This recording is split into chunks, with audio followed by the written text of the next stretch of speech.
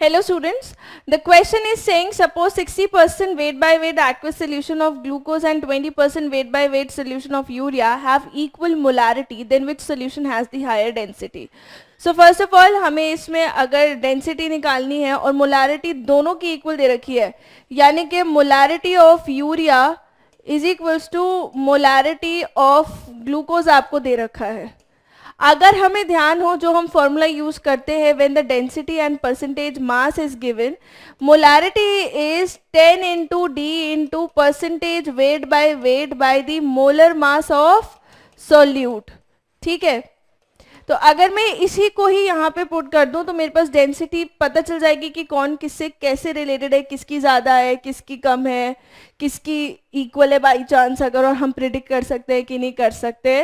So m urea is equals to molarity of glucose. Urea के लिए आपको जो सिचुएशन दे रखी है वो क्या है, इसका 10 इंटू डेंसिटी हमें निकालनी है, density of urea into percentage weight by weight of urea is 20 and the molar mass of urea होता है कितना, 60. It is NH2CO NH2.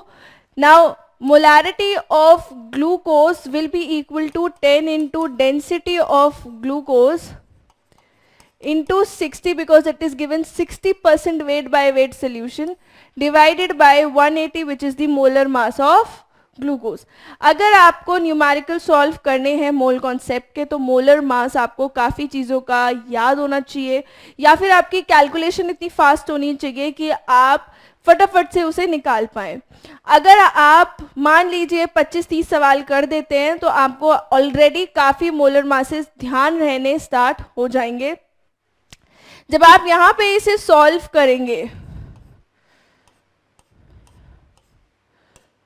so what you will get is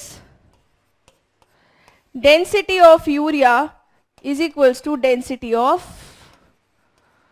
glucose.